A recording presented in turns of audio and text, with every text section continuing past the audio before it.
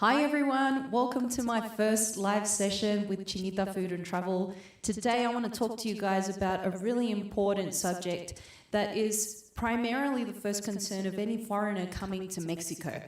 How dangerous is it to live in Mexico?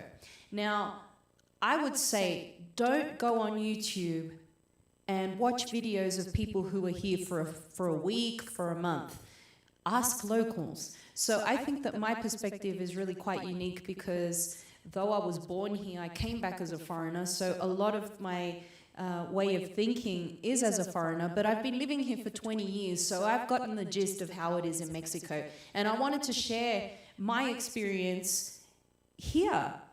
Is it really dangerous? That's the question, you know. We always, when you travel somewhere, for example, when I went to Naples, I was Googling a lot of information and it kept coming back up, you know, the pickpockets and be careful in Naples. And in the end, I was completely fine. So I know that that definitely is one of the biggest concerns of any tourist coming to Mexico. Now, like I said, I've been living here for 20 years. So I know that Mexico is considered a red safety zone around the world, particularly because Mexico has a bad reputation in terms of, you know, the narcs, the drug wars, a lot of assaults, murders and everything. But I'm going to tell you guys what the deal is, particularly in Mexico City, which is where I've been living for the last 20 years. So I'm going to talk to you about the most common forms of crime in Mexico City, my experiences, my scary experiences living here, and also just some general tips when you're visiting Mexico City. In general, I've traveled all over the country. Generally speaking, the safety, I mean, you have to be alert anywhere you are in the world. So I think that any state that you're in Mexico, you have to really be alert, you know. So first of all, I'm going to talk to you guys about the most common forms of crime in Mexico City. So car jumping, that's a big one. You know, being at a street light, maybe somebody is smoking or has the window down, it's a hot day, people come up with guns and they will jump you for perhaps your bag, your handbag or your wallet or your watch, or you may be taken out of the car and the car will be taken, you know. Car jumping, that's very common. Mugging on public transport. This is a common occurrence. Depends on the area that you're living in. So over here, there's still these little public transport buses that are quite rickety. You know, they're very, very old. Or these combi vans. So a lot of people, you know, maybe get out of work, they're in a car, they're in this public transport, and people get jumped. I won't say that this is happening on a daily basis, particularly not now with the COVID going on, but it is something that happens, you know, people getting on with guns and basically just telling everybody to, you know, give up their purse, their wallet, their mobiles, because nowadays everybody has a mobile phone, a smartphone, and a lot of people kind of make I consider it a mistake to pull out your mobile while you're on public transport and, you know, hooking into Facebook or watching, you know, the latest updates in your Instagram or whatever, all your social media. What happens is that your attention is on your phone and it's not actually on your surroundings. So that's one tip that I definitely suggest. You know, if you're on public transport or you're out and about, especially downtown in Mexico City, if you have your mobile, try and get to a kind of a safe spot where your back is up against a wall and you can check something out, maybe your GPS mapping, and that sort of thing. That's what I do when I go downtown. And definitely if you're on public transport, you wouldn't want to have your jewelry or watches, anything that can really call attention to yourself. You don't want to do that. So always be alert.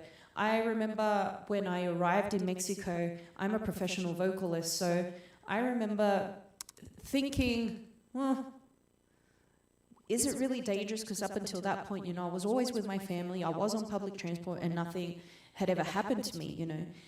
But I remember I went to an audition and I know that the suburb of Doctores, it has kind of a bad reputation.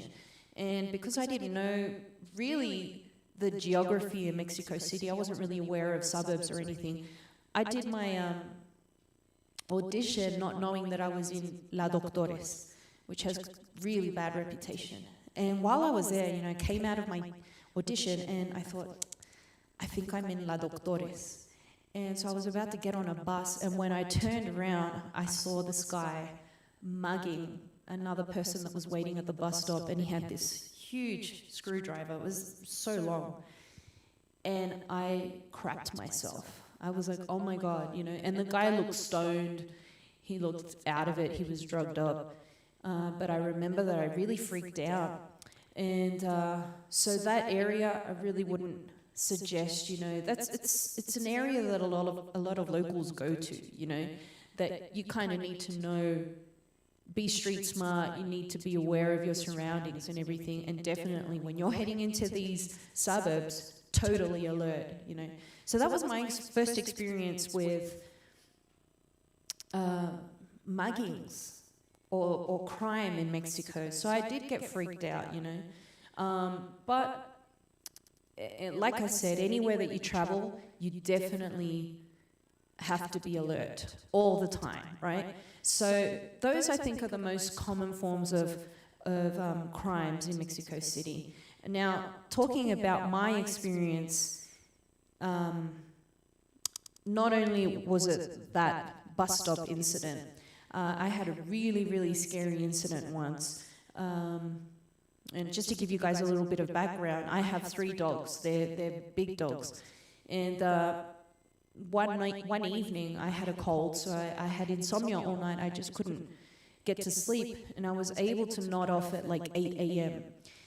And at 11, my dogs, you know, I had my earplugs in, you know, because I really wanted to be able to rest. My mum was visiting from Australia, so I was on the couch and she was in my bedroom. And my dogs went mad. They were just scratching away, scratching at the door. And I thought, oh, that's so weird. They must, you know, want to go outside to the loo, you know, pee or whatever. And when I actually looked out of my front door, there were 4 men. Now, I'll explain my house. The garage is on the bottom level, and you've got to walk up about 17 steps, and then you're on the terrace and the house. And so there were 4 men. The first one, they were staggered. The first one was about 3 or 4 steps from the terrace, so he was very close. And then staggered 3 men on the stairs and 1 at the door, like, and there was another one in a car. And I remember I just lost my mind and I started banging on the window and I started yelling at them, what the hell are you doing here? You know, because I was also groggy. I felt that I was, you know, kind of still in a dream. I had just woken up and I just started yelling like mad and banging away on the window. And the guys, thank goodness, weren't the type of guys that were like, oh, we're going to go in no matter what. They freaked out and left. They actually started running. And the guy who was the closest to the terrorist, you know, because I even ran out, I chased after him, and he just turned around and pointed the screwdriver at me. It was a Stilson, really, really long, thin screwdriver, and he just looked at me kind of menacingly. And that's when the reality of the situation kicked in, because I thought, you know, it's a screwdriver, but because he looked at me in a way that was kind of like a threat. You come any closer and, you know, I could see it in his eyes. And that really, at that point, it hit me, and I was thinking, what if that had have been a gun? You know, and I was screaming, I was shaking. My mum came out. She hadn't realized what was going on, and then she started shaking as well. And that lasted, that PTSD, because you do become traumatized, it lasted for about a month, you know, because I didn't know if these guys were going to come back.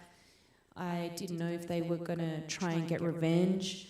So it really freaked me out, and that's probably the worst situation that I've been in.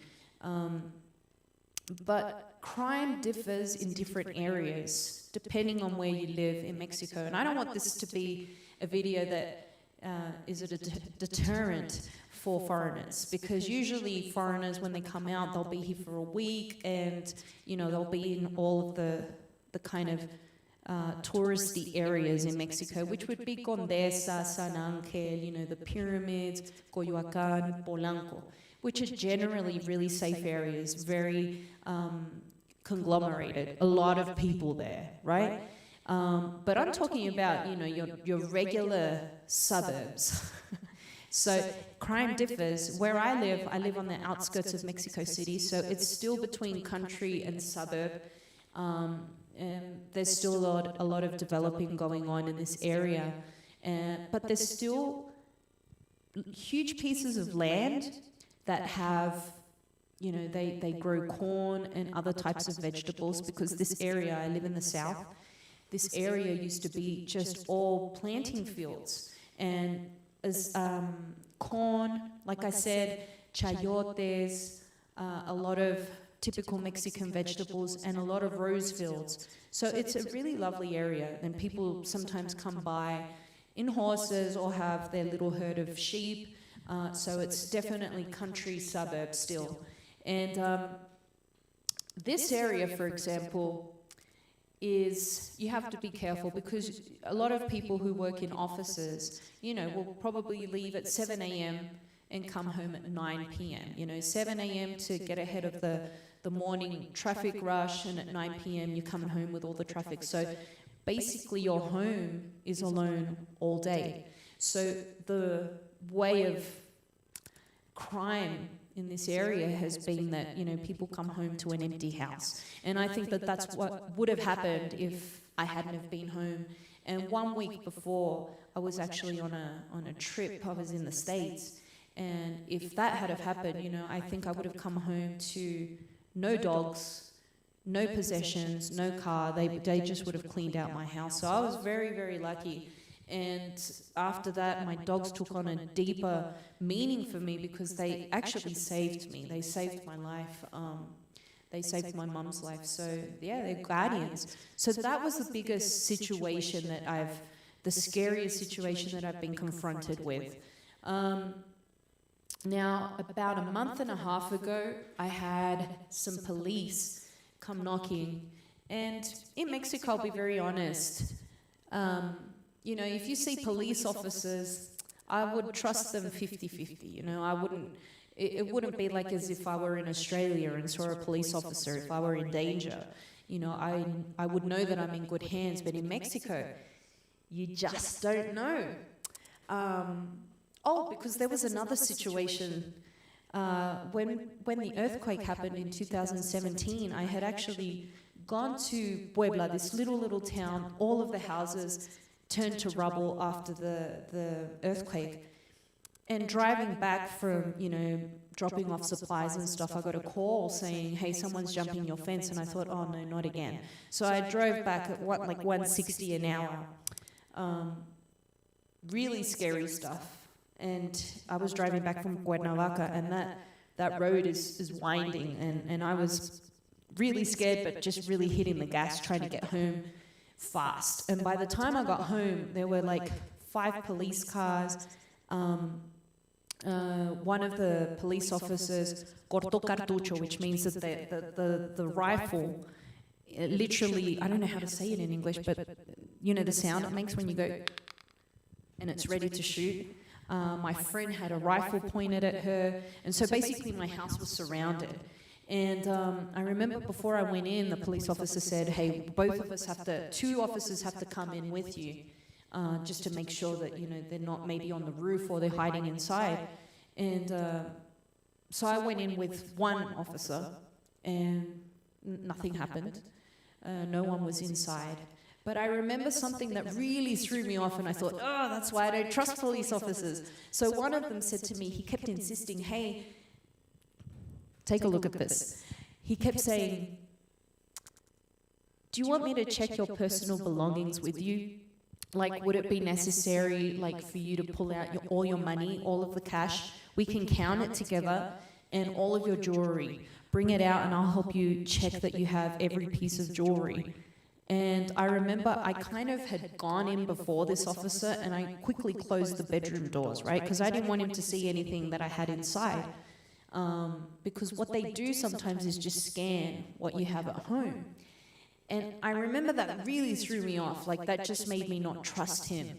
And he mentioned it again. And I thought, no, this guy wants to come back and just mug the crap out of my house. Like, and I just turned to him and I was very firm and I said, I really appreciate you trying to help me, but I think I'll be okay. When my husband gets home, I'm not even married, but you always got to say that so that they know that you're not alone. When my husband gets home, he'll help me check everything, all of my personal belongings. So that's something that people really have to talk about. Hi, I'm just saying hello, meditati. Thank you. So you have to be very wary of the police officers in Mexico. This is something that probably not many people talk about, but if you ask locals, if you're like, hey, do you trust police officers in Mexico? Probably the majority are going to say hell no.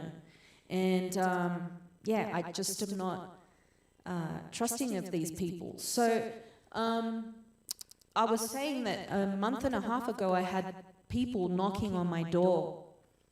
They were dressed as civilians and I said, how can I help you, and they were like, well, can you come downstairs? We need to talk to you. And I thought, well, this is weird because one thing that a lot of locals have, and it's a contradiction because Mexicans are the warmest people in the world.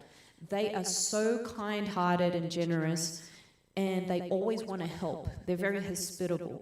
But at the same time, we don't trust. If people are going to come knocking, if you know that you're not expecting anyone, you never open your door. So I see these guys dressed as civilians, and they're like, we're the police. And I'm like, this is weird. And I said, well, because I could see them over the balcony. And I said, well, what do you want to talk about? Well, it's a very delicate matter. I need you to come downstairs. So when I did, I was faced with 4 police officers, and they said, we just found the body of 2 children up here, say about 500 meters from your home. And I freaked out. I started sweating. I was like, God, geez. And I immediately started thinking about their parents. They said that these kids were kidnapped from Veracruz, which is a port state. It's a coastal state, and that they were brought over here, killed for ransom money. So would I be able to let them access my video camera footage? And I called my neighbors because we have like a connected camera system. And of course we wanted to help because, these kids, and we were thinking of the parents. And on the news, there was talk about a French citizen who had restaurants in Polanco, and his body had just been found also very close to where I live. And I started freaking out because I thought, geez, there's 4 bodies, and, it's just something that doesn't sit well with you. And when later on I found out that the police officers, the detectives had lied. They made up the story about the little boys, about the kids, so that we would be compelled and, have the heartstrings tugged to allow them to access our cameras. Because later on I found out that many neighbors didn't even open up to the detectives, and the ones that did said, no, we're not going to give you access to our cameras. So it ended up being that they were looking for the murderers of this French restaurant owner. He actually had a business which was luxury. He sold like spirits, wine, and just very, very expensive liqueurs. And he was tortured with his Mexican business partner. So these are the experiences that I've had in Mexico. But in telling you guys this, I don't want to make you guys think that Mexico is dangerous. What you need to be is street smart. When you walk out in the street, you're not going to have all your best jewelry on. If you're in downtown Mexico, which is, there's so many people there coming and going, and there are like reds of people that are just observing the people who are kind of like the weaker targets. So you always want to look at everyone in the eye, be very alert, be very aware of where you're walking. If you're distracted on your phone, you're going to be an easy target. So I am, very patriotic. I really love Mexico. These things are real. These things happen in Mexico, but the percentage of it happening to you, I think, is really quite low. All you have to do is be aware of where you are, Definitely if you're going to get on a Uber taxi or whatever, always be in touch with family. Hey, I'm getting into a Uber. I'll text you when I get home, and kind of give that the follow-up, So those would be definitely my tips. If you're going to be out and about in public transport or Uber, Didi, which is another taxi service, always be alert and let people know, hey, I'm going to be on the train and I'll be expected back at the hotel at about 8 p.m. Be in touch with your loved ones.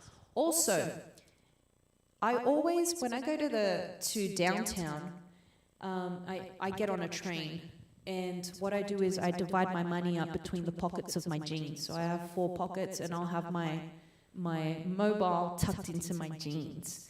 And I'm always aware of that. I usually don't even carry a little crossover bag, but I would recommend that for the girls. Have your little crossover purse, cross it over and bring it to the front. Don't ever have it in the back, because people can just easily pickpocket, right? Also, like I said, divide your money. So that would be an important thing. And in no way, shape or form is this a video to stop people from coming here.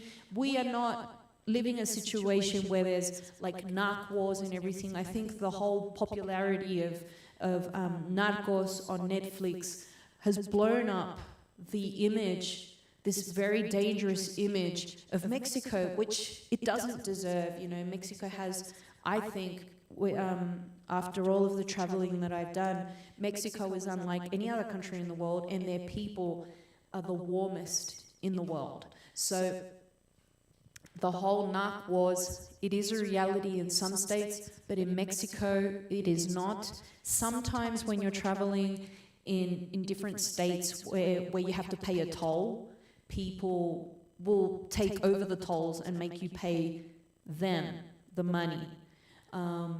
So even a local would have to, it's local people that just take over and bring that money into their community. They're breaking the law, but if you're ever confronted with that, don't fight it. Just give them the money, right?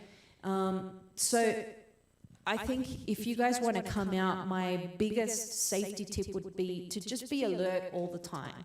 Don't lose yourself in your mobile and be walking down the street. I mean, it's even dangerous. You could trip. I've fallen in a water fountain because I didn't, I was on the phone and I was kind of walking backwards and I fell into a water fountain. But just be alert all the time and come to Mexico when it is possible after the pandemic. You're going to love it. Mexico is awesome, like no other country in the world. So I hope you guys enjoyed this first live session. Joseph, I heard that Sinaloa and Veracruz is one of the dangerous areas in Mexico. Yes, but I think it's more on the outskirts. I have a friend who is from Sinaloa, but he's from Mazatlan. So when you get into Mazatlan, which is this beach resort, it's like a city, right? Once you start getting into the kind of surrounding areas where there are communities of people, right? There are narcs. I'll tell you guys about my experience with narcs. I was actually hired for a gig in Arteaga, Michoacan. Michoacan is considered a red safety zone. So, basically, the recommendation is to avoid this state. Now, when I was there, I actually didn't know it. I didn't know I was hired by narcs at the time because I got contacted by a mariachi group. And once I got there, I started looking around at the people, It was this whole mariachi for 15 men. And when I turned, I saw this guy had a gun, but it was like a custom-made gun. It had kind of like silver, and it was like a designed handgun with silver and gold. And I thought, oh, sheesh, I think these guys are narcs. They were the nicest people. And I remember, I think I charged $300 an hour. And they were just like, you know, they whipped out dollars like it was nothing, you know. So that has been my only experience with narcs. And they were really quite lovely. I've had people tell me, you know, friends of mine who live in states that are not, you know, like Guerrero, yes, Michoacan, and they're like, you know what, the narcs, they're in their own little towns and they don't mess with anybody. Like, I think that that's pretty much the premise, you know, their idea of narcs. You don't really want to mess with them. But you also don't want to mingle, you know. You're kind of like, okay, I respect you, respect me, and we'll just kind of leave it at that. One of my friends that lives in Guerrero, when the pandemic started, what the narcs did where she lives is they closed off the roads because they said, we don't want, I'm not going to say it because my video will be blocked. We don't want that bug coming into our little town, so they closed off the roads. But my friend said, you know, they're nice people. They don't mess with us. So I really want to change that perception of everybody thinking, oh, Mexico's so dangerous, you know, because even my brother who lives in Australia, he's like, ah, geez. But it's not. You just have to be alert. And if, you know, I mean, I think it's just bad luck when people are actually the victims of you know, crimes. It is terrible. It does happen. But that is the biggest message that I can give you guys. Always be alert. So I hope you guys enjoyed this little talk. I thought it was important that I share this with you guys because it is the most important question tourists, foreigners have when they come here, on holidays or to live. How dangerous is Mexico? How dangerous is it to live here? Well, I've been here for 20 years and I love it. So, guys, I hope you enjoyed this little chat, and I hope to be doing more lives with you guys soon. So take care. Bye-bye. Till next time, Chinita out.